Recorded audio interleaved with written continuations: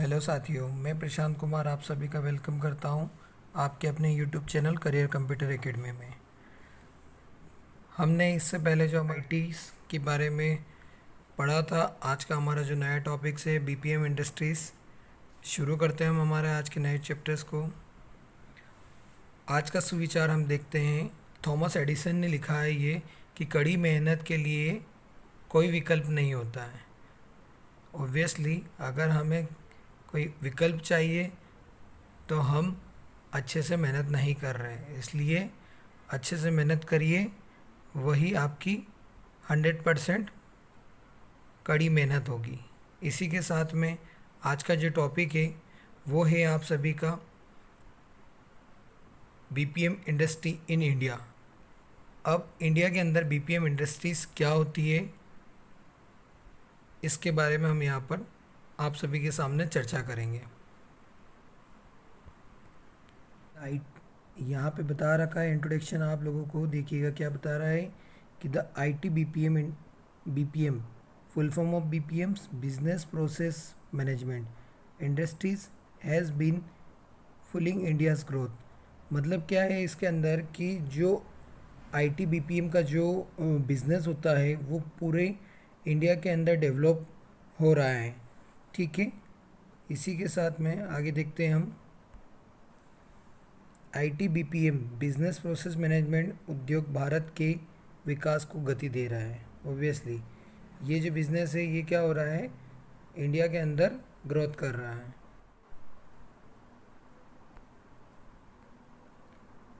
आपके सामने यहाँ पर बिजनेस प्रोसेस मैनेजमेंट का ये डायग्राम आप लोगों को शो है।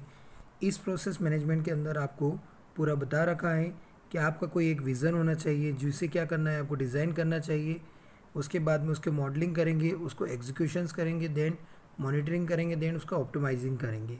ये सारी प्रोसेस होने के बाद में आपका बिजनेस प्रोसेस मैनेजमेंट सिस्टम पूरा होता है। तो ये था आपका बीपीएम प्रोसेस। इसी के साथ अगले पॉइंट्स पे चलते हैं, हम देखते हैं आपका अगला पॉइंट्स क्या कहता है।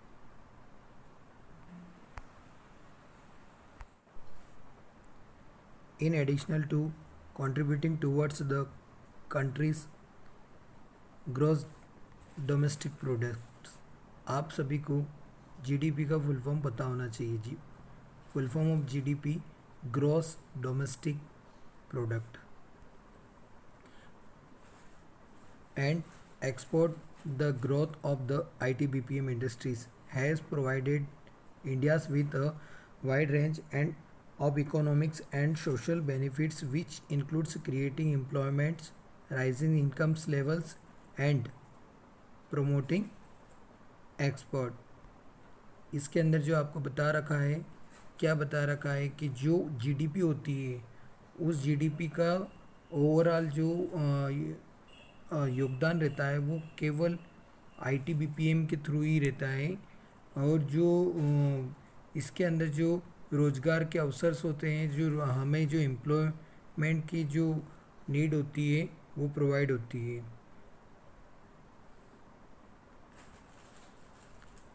आगे देखते हैं इसका।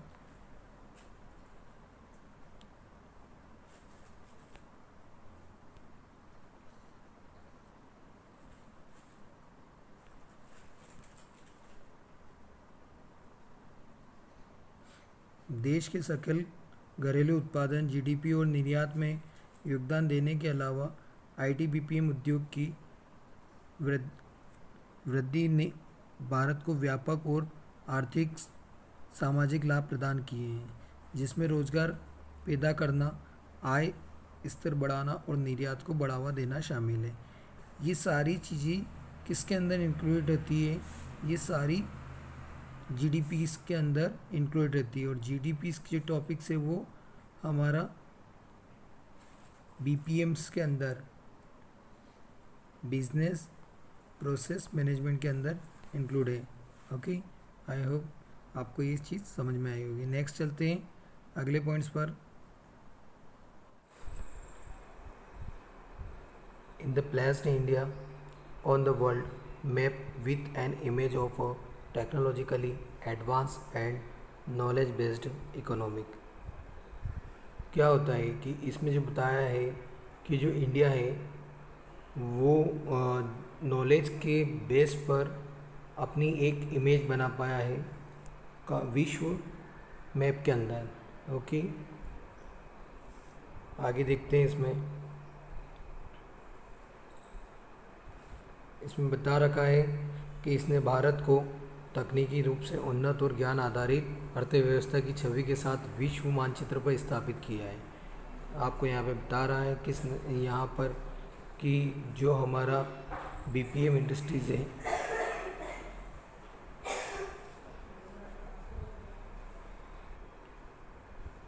जो हमारी बीपीएम इंडस्ट्रीज़ है उस इंडस्ट्रीज़ ने अपने आप को किया है अर्थ किस ज्ञान आधारित और अर्थव्यवस्था की छवि के साथ विश्व स्तर पर मानचित्र पर स्थापित किया है। यह क्षेत्र उद्यम द्वारा सबसे बड़े निवेश को आकर्षित करता है। मतलब क्या है कि यह जो एंटरप्रेन्योरशिप है उसके बेस पर अपने आप को आकर्षित करता है। नेक्स्ट है आपका ये यहाँ पे इंडिया मैप के बारे में आप लोगों को एनिमेशंस के थ्रू बताया है कि किस तरीके से वो अर्थव्यवस्था के आधार पर ये यहाँ पे कुछ इमेज के थ्रू आप लोगों को क्लियर किया गया है।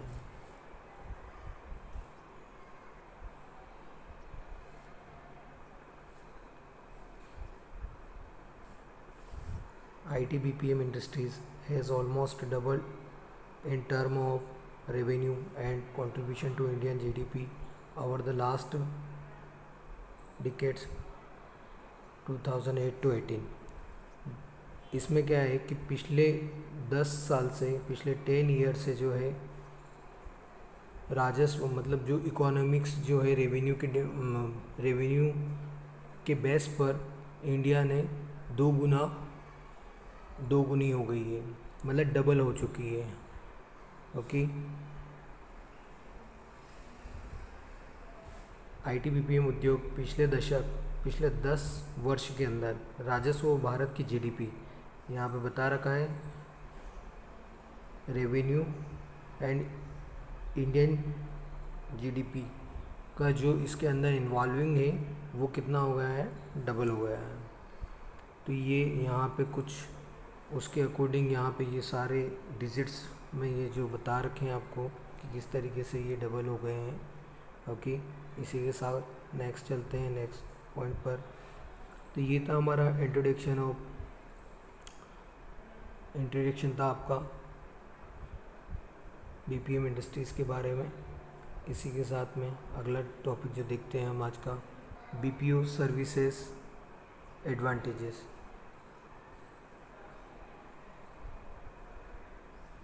बीपीओ सर्विसेज एडवांटेजेस में जो आपका फर्स्ट पॉइंट है, क्या बता रहा है ये, BPO service provider in Indian invest in high tech hardware and software to deliver the best of service. They follow quality checks, ensure error free and exception services. इसके अंदर जो आपके हाईटेक हार्डवेयर और सॉफ्टवेयर होते हैं वो क्या है, वो कुछ सर्विस प्रोवाइड करते हैं और जो क्वालिटी को सुनिश्चित करते हैं कि वो उसकी क्वालिटी कितनी क्लियर है क्या नहीं है, इसके बारे में यहाँ पर आपको क्लियर बताया है। आगे देखते हैं। भारत में बीपीओ सेवाएं प्रदाता सर्वोत्तम सेवाएं प्रदान करने के लिए हाईटेक हार्डवेयर और सॉफ्टवेयर में निवेश करते हैं। वे त्रुटि मुक्त और साधारण सेवा सुनिश्चित करने के लिए गुणवत्ता जांच का पालन करते हैं। अब ये यहाँ पे यही बता रहा है कि जो बीपीओ सर्विसेज होती है वो प्रोवाइडर्स क्या करते हैं, क्वालिटी को चेक करते हैं। ओके, इसी के साथ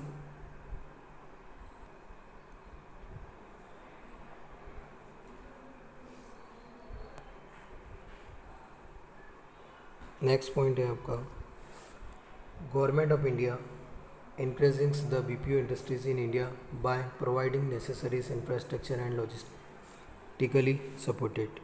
मीन्स क्या है यहाँ पे कि जो इंडियन गवर्नमेंट है वो बीपीओ जो इंडस्ट्रीज़ है उनको क्या कर रही है, सपोर्ट कर रही है, उनको प्रोत्साहित कर रही है और उन्हें इंडिया के अंदर लॉजिस्टिकली हेल्प प्रदान कर रही है, हेल्प दे रही है। ओके, यहाँ पे बताया है भारत सरकार बीपीओ को प्रोत्साहित कर रही है, आवश्यक बुनियादी ढांचा और लॉजिस्टिक सहायता प्रदान करके भारत में उद्योग को स्थापित कर रही है।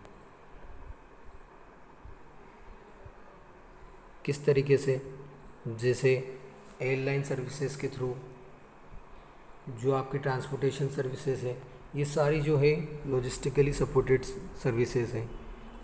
इनके थ्रू इंडिया में कई सारी बिजनेस इंफ्रास्ट्रक्चर को बढ़ावा मिल रहा है। ओके, नेक्स्ट चलते हैं।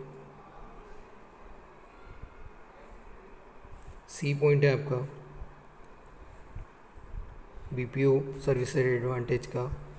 BPO industries in the India is highly developed and capable of delivering numerous types of BPO services in exceptional quality.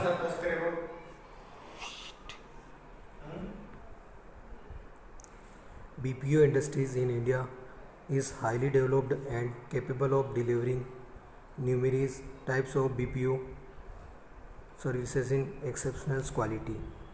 यहाँ पे जो आपकी जो बीपीओ इंडस्ट्रीज़ है वो क्या है, इंडिया के अंदर डेवलप होती जा रही है और जो इसकी जो क्वालिटीज़ है, कई जो इसकी सर्विसेज हैं वो प्रोवाइड की जा रही है।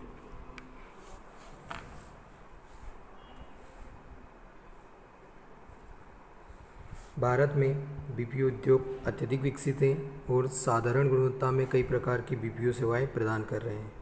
यहाँ पे बता रखा है कि इंडिया के अंदर जो बीपीओ उद्योग है, जो बीपीओ इंडस्ट्रीज़ है, वो कई सारी यहाँ पे डेवलप है और वो अपनी क्वालिटी में कई प्रकार की जो सर्विसेज हैं वो प्रोवाइड कर रही है। नेक्स्ट है आपका यहाँ पर वो कौन कौन से सर्विसेज है जो प्रोवाइड कर रही है, वो ये रही आपके सामने show. For quality monitoring, performance evolutions, process improvements, compliances, quality standards, etcetera etcetera, ये सारी जो है क्वालिटी एनालिसिस बीपीओ सर्विसेज हैं जो क्या है हमें प्रोवाइड हो रही है इंडिया के अंदर। नेक्स्ट देखते हैं इसी के साथ में, यहाँ पे ये टॉपिक्स आपका क्लियर है। Structure of the IT BPM industries का जो नेक्स्ट टॉपिक है वो हम यहाँ पे देखेंगे, structure of IT BPM industries. इन तीन स्ट्रक्चर्स के ऊपर आईटी बीपीएम इंडस्ट्रीज़ टिकी हुई है, तीन इनके ऊपर डिपेंड करती है। फर्स्ट है आपका मल्टीनेशनल कंपनीज एमएनसीज, सेकेंड आपका ISPs Indian service providers, and last third है आपका GIC global in house centres. ये आपको तीनों याद रखना है कि structure of the IT BPM industries का स्ट्रक्चर किस पर डिपेंड करता है, multinational MNCs, ISPs and GIC.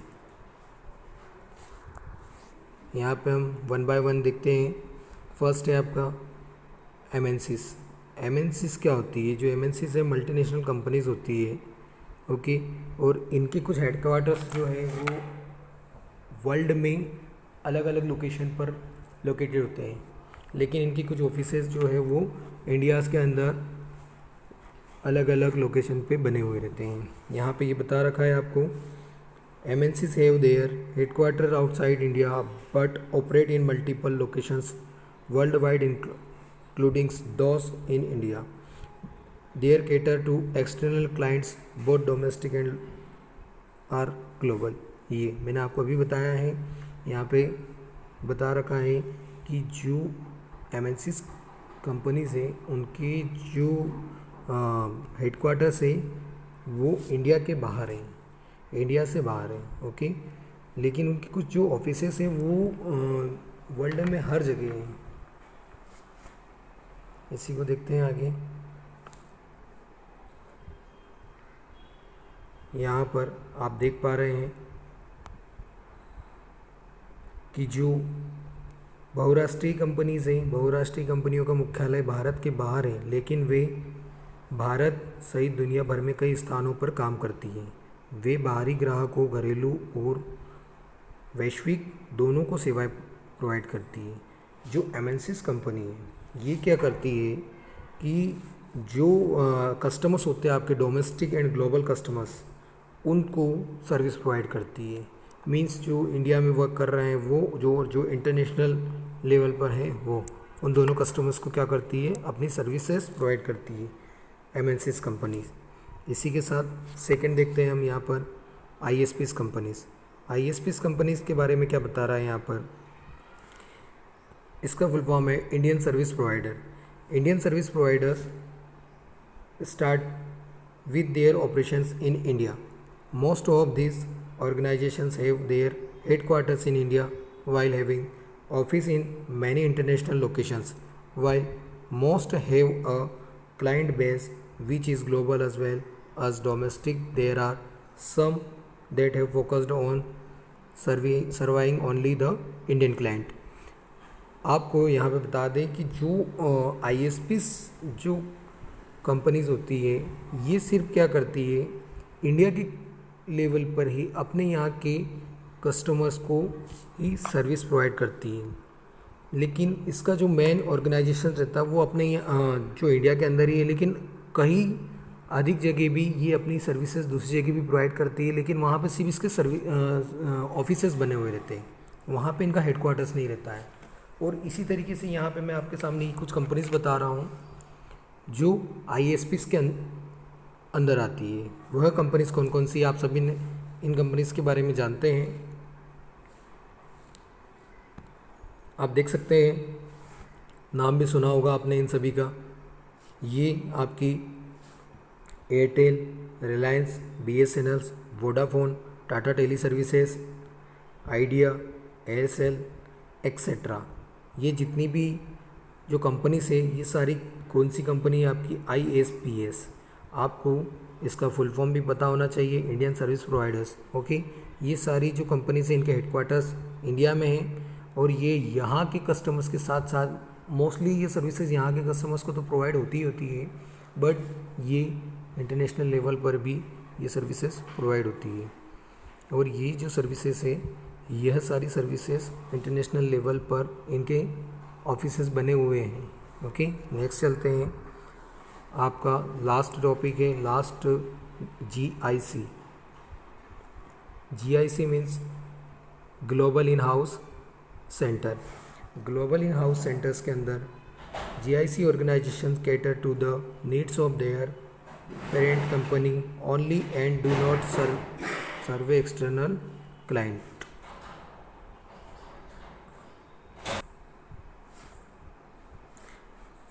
GIC organizations cater to the need of their parent company only and do not survey external client। इसमें जो GI संगठन होते हैं ये क्या होते हैं, जो GIC जो ऑर्गेनाइजेशंस होती है ये केवल अपनी जो कंपनीज होती है उसकी नीड्स को पूरा करती है। और ये जो सर्विसेज होती है यह जो एक्सटर्नल यूज़ होता है, एक्सटर्नल मतलब बाहरी लोगों के लिए नहीं होती है, ओनली फॉर कंपनीज़ के जो एम्प्लॉयज़ होते हैं, कंपनीज़ के जो वर्क होता है कंपनीज़ के अंदर, वहीं पर ये अपनी जो सेवाएं हैं वो प्रोवाइड करती है, जो सर्विसेज हैं वो देती है। यहाँ पे आपको क्लियर बताया गया है, आप देख सकते हैं। जीआई संगठन केवल अपनी मूल कंपनी की ज़रूरतों को पूरा करता है और बाहरी ग्राहकों को सेवाएं नहीं देता है। मतलब यहाँ पे आप इस कौन कौन सी सर्विसेज को जीआईसी प्रोवाइड करता है वो आपके सामने ये यहाँ पे प्रेजेंट है। सपोज़ कोई एक कंपनी है और वह कंपनी अपने ही एम्प्लॉयर्स को उस अपने लेवल पर ही वहाँ पे ये सारी सर्विसेज जो है प्रोवाइड करती है। मोबाइल्स प्रोवाइड करती है, social medias, cloud computings, internets, आर थिंकिंग एक्सेट्रा, ये सारी जो सर्विसेज होती है ये वो प्रोवाइड करती है। ओके, तो ये थी आपकी सारी सर्विसेज जीआईसी के बारे में। आई होप आपको ये सारी चीज़ें क्लियर हुई होगी। इसी के साथ हम नेक्स्ट लेक्चर में फिर अगेन मिलेंगे। तब तक के लिए thank you for watching this video. Take care, bye bye all of you.